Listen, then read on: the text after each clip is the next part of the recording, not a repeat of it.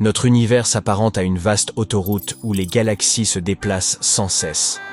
À l'instar de véhicules pilotés par des conducteurs imprudents, elles peuvent entrer en collision et s'entrechoquer violemment. Récemment, des astronomes ont observé un événement cosmique spectaculaire. Une collision impliquant des galaxies se déplaçant à des vitesses vertigineuses. Grâce à des instruments de pointe, des chercheurs ont mesuré la vitesse d'une galaxie, NGC 7318b, lancée à environ 3 millions de km/h lorsqu'elle a percuté un autre groupe de galaxies. L'impact a engendré des ondes de choc d'une intensité telle qu'elles transforment profondément la région, altérant durablement sa structure et sa dynamique.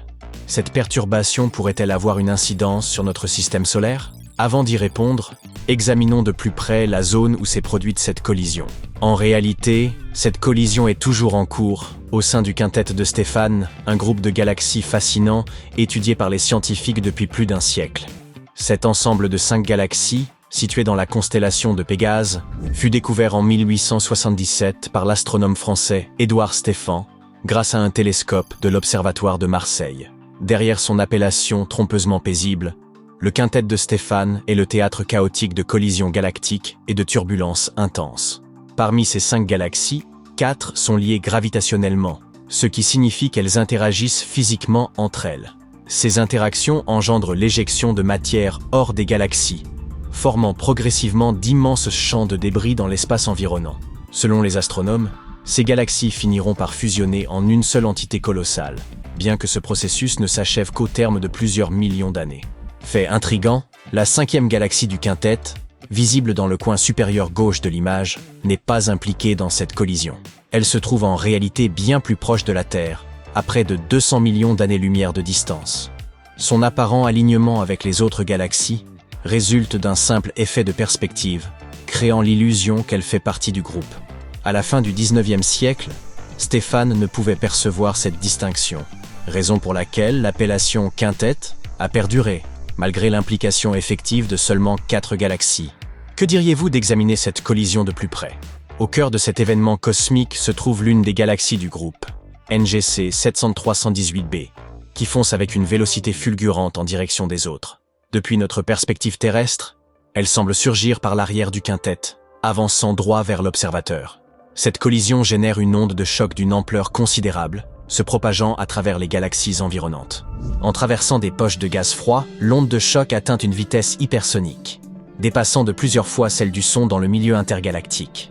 Ce phénomène arrache les électrons des atomes, laissant derrière lui de vastes traînées de gaz ionisés et luminescents. En revanche, lorsqu'elle rencontre des zones de gaz chaud, elle ne les disperse pas mais les comprime, engendrant ainsi des émissions radiodétectables par les radiotélescopes.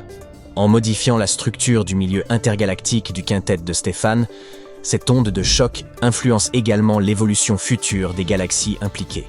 Mais comment les scientifiques sont-ils parvenus à détecter un tel événement cosmique ? Cela a été rendu possible grâce à des technologies de pointe. L'outil clé de cette observation est WIV, un spectrographe de dernière génération installé sur le télescope William Herschel de La Palma, en Espagne. Cet instrument est spécialisé dans l'analyse spectroscopique, c'est-à-dire l'étude des interactions entre la matière et le rayonnement lumineux. Il permet ainsi aux astronomes d'examiner avec une précision remarquable les mouvements et la composition des objets célestes. Outre WIV, les chercheurs ont exploité les données d'autres grands observatoires. Parmi eux figure l'OFAR, un vaste réseau d'antennes radio à basse fréquence. Ce radiotélescope a permis d'observer les ondes radio émises par l'onde de choc plus faible lorsqu'elle comprimait le gaz chaud. En combinant les informations recueillies par ces différents instruments, les astronomes ont pu analyser les ondes de choc et leurs effets avec une précision inégalée.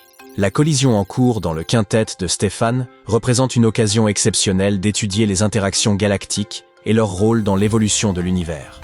Lorsque des galaxies entrent en collision, leurs gaz et poussières se redistribuent, pouvant déclencher la formation de nouvelles étoiles et même favoriser l'expansion de trous noirs supermassifs en leur centre. Dans le cas précis du quintet de Stéphane, cet événement permet d'obtenir des données précieuses sur le comportement des gaz soumis à des conditions extrêmes. Les collisions galactiques ne sont pas aussi rares qu'on pourrait le croire. À l'échelle cosmique, elles sont même fréquentes. Dans l'univers primitif, elles se produisaient même bien plus souvent, car les galaxies étaient alors beaucoup plus rapprochées.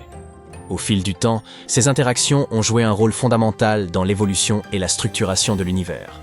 Notre propre galaxie, la Voie lactée, a elle aussi connu de nombreuses collisions au cours de son histoire. Les preuves de ces interactions passées sont visibles sous forme de courants de débris et d'amas stellaires perturbés. D'ailleurs, les astronomes estiment qu'elle entrera en collision avec sa voisine, la galaxie d'Andromède, dans environ 4,5 milliards d'années, aboutissant à la formation d'une galaxie encore plus vaste. Bien que les galaxies se déplacent à des vitesses prodigieuses, les collisions galactiques sont d'une lenteur extrême à notre échelle humaine. Quoiqu'elles filent à des millions de kilomètres par heure, les distances qu'elles parcourent sont si vastes que leur fusion peut s'étendre sur des millions, voire des milliards d'années. Contrairement à ce que l'on pourrait imaginer, les collisions galactiques ne s'apparentent pas à des explosions spectaculaires, mais plutôt à la fusion de fluides. Lorsque deux galaxies entrent en collision, leur force gravitationnelle les étire, les déforme et les amène à échanger leur matière, étoiles, gaz et poussière. Ce processus donne naissance à des queues de marée, des anneaux et même des ponts reliant les galaxies entre elles. L'une des collisions les plus emblématiques est celle d'ARP 148. Lors de cet événement cosmique, une galaxie a pris la forme d'un anneau, tandis que l'autre s'est étirée en une longue structure évoquant une queue. Cela illustre à quel point les interactions gravitationnelles entre galaxies peuvent être puissantes. Aussi impressionnantes que puissent être les collisions intergalactiques, celles impliquant des étoiles à neutrons. Ces vestiges ultra-denses d'étoiles massives comptent parmi les phénomènes les plus énergétiques de l'univers. Une seule étoile à neutrons condense la masse de notre Soleil dans un volume à peine plus grand qu'une ville, témoignant d'une densité extrême. Lorsque deux étoiles à neutrons entrent en collision, elles fusionnent souvent en un trou noir, libérant une énergie colossale au passage. Ces événements engendrent des ondes gravitationnelles, des perturbations de l'espace-temps détectables par des instruments comme LIGO et Virgo, ainsi que des flambées lumineuses dont l'intensité dépasse celle de milliards d'étoiles. Sur Terre, le risque qu'une collision galactique ait un impact direct sur nous est pratiquement nul. Ouf! Heureusement, les distances et les échelles de temps impliquées rendent ces événements inoffensifs pour notre planète. En revanche, les collisions à plus petite échelle, comme les impacts d'astéroïdes, sont bien plus plausibles. De tels événements ont marqué l'histoire de la Terre, le plus célèbre étant celui qui a provoqué l'extinction des dinosaures il y a 66 millions d'années. Bien que ces impacts majeurs soient rares, les astronomes surveillent de près les objets géocroiseurs afin d'anticiper toute menace potentielle. Puisque nous parlons de collisions spatiales, une question se pose. La vie peut-elle voyager d'une planète à l'autre ? C'est le principe de la lithopanspermie, l'idée que des débris issus de collisions pourraient transporter des formes de vie entre les mondes. Lorsqu'un astéroïde ou une comète percute une planète, des fragments de roches sont projetés dans l'espace.